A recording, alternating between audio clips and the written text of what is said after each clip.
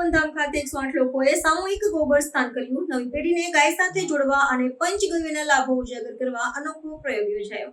કચ્છના માંડવી તાલુકામાં આવેલ તપોવનધામ ખાતે એક અનોખા કાર્યક્રમનું આયોજન કરવામાં આવ્યું હતું, જેમાં સામૂહિક ગોબર સ્નાન દ્વારા ભારતીય સંસ્કૃતિમાં ગાયના મહત્વને ઉજાગર કરવામાં આવ્યું.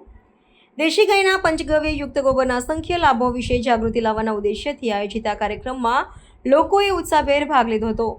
આ પ્રયોગનો મુખ્ય હેતુ નવી પેઢીને ગાય અને તેની સાથે જોડાયેલી પરંપરાઓ સાથે પુનઃ જોડવાનો હતો. આ આધ્યાત્મિક અને સાંસ્કૃતિક કાર્યક્રમમાં 11 સંતો સહિત કુલ 108 લોકોએ ગોબર સ્નાનનો લાભ લીધો હતો. આયોજકોના જણાવ્યા અનુસાર દેશી ગાયના ગોબર અને ગૌમૂત્રમાં રહેલા તત્વો ત્વચા અને આરોગ્ય માટે અત્યંત લાભદાયી છે. આ કાર્યક્રમ દ્વારા વર્તમાન સમયમાં જ્યારે લોકો કૃત્રિમ ઉત્પાદનો તરફ વળી રહ્યા છે, ત્યારે તેમને કુદરતી અને શાસ્ત્રોક્ત પદ્ધતિઓનું મહત્વ સમજાવવાનો પ્રયાસ કરવામાં આવ્યો. આ પ્રકારના આયોજનથી લોકોમાં ગાય પ્રત્યેની સુખ દૂર થાય અને તેના વૈજ્ઞાનિક લાભો વિશે જાણકારી મળે છે. રાષ્ટ્રીય સ્વયંસેવક સંઘની ગૌસેવા ગતિવિધિ અને તપોવનધામ દ્વારા સંયુક્ત રીતે આયોજિત આ કાર્યક્રમમાં મળેલી સફળતાને પગલે આયોજકોએ ભવિષ્યમાં પણ આવા કાર્યક્રમો યોજવાની જાહેરાત કરી છે. અપાયેલ માત્ર એક પરંપરાગત પ્રથાનું પુનર્જીવન નથી, પરંતુ તે ગૌ આધારિત અર્થવ્યવસ્થાને પ્રોત્સાહન આપવા અને પર્યાવરણ સંરક્ષણ માટે પણ એક મહત્વપૂર્ણ પગલું છે.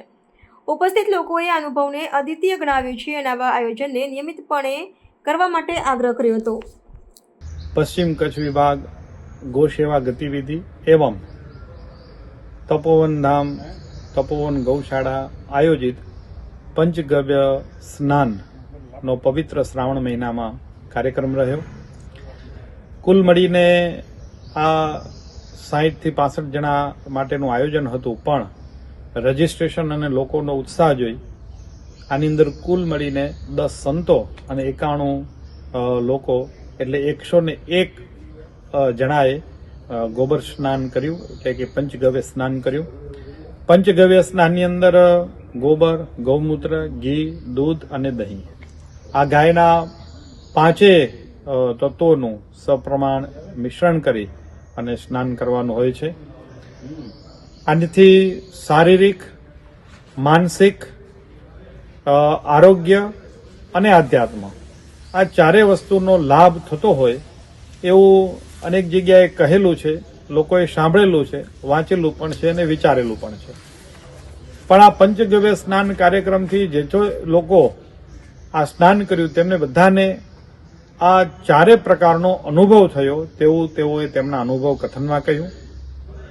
આમાં ડોક્ટરો રહ્યા, શાળાના પ્રધાન આચાર્યો રહ્યા, કેટલાય ઉદ્યોગપતિઓ, શ્રેષ્ઠ વ્યવસાય કરતા લોકો પણ જોડાયા, સાયન્ટિસ્ટ કક્ષામાં સુધીના પણ લોકો આ આપણી વચ્ચે રહ્યા અને એમને સામાન્ય ખેડૂતથી માંડી અને ઉપલા વર્ગ સુધીના લોકોને પણ જીવન જીવવા માટે પવિત્રતા, સ્વાસ્થ્યની ખાસ જરૂર હોય છે અને એ સ્વાસ્થ્ય અને પવિત્રતા આ પંચગવ્ય સ્નાન આપી શકે છે એવી બધાએ એક સુરે સ્વીકાર્યું. તો આવું પંચગવ્ય સ્નાન ગૌસેવા ગતિવિધિના માધ્યમે સમગ્ર રાજ્યમાં થતું રહે એવો બધાએ અનુરોધ પણ કર્યો અને આ તપોવનધામમાં દર મહિને આ પ્રકારનું પંચગવ્ય સ્નાન થાય એવી પણ લોકોએ માંગણી કરી છે. આવું પંચગવ્ય સ્નાનથી શરીરને આપણે ઉર્જાવાન, શક્તિવાન અને આરોગ્યવાન અને પવિત્ર રાખીએ એવો આ પંચગવ્ય સ્નાનનો મેસેજ કે જે સર્વથા સફળ રહ્યો અને લોકોને ખૂબ ખૂબ ગમ્યો, આવકાર્યો.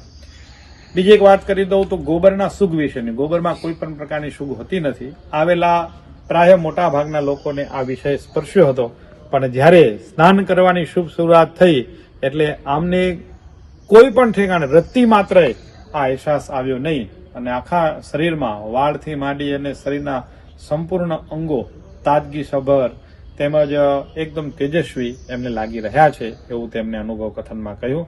તો જ્યારે લોકોને સમય મળે ત્યારે ઘરે પણ આ પંચગવ્ય સ્નાન થઈ શકે એ વિધિ પણ અહીંયા સૌરાષ્ટ્ર પ્રાંત વતી એવા ગૌસેવા ગતિવિધિના પ્રાંતના સંયોજક મેઘજીભાઈ હિરાણીએ બધાને શીખવ્યું અને સૂચન કર્યું. અસ્તુ. જય ગૌ માતા.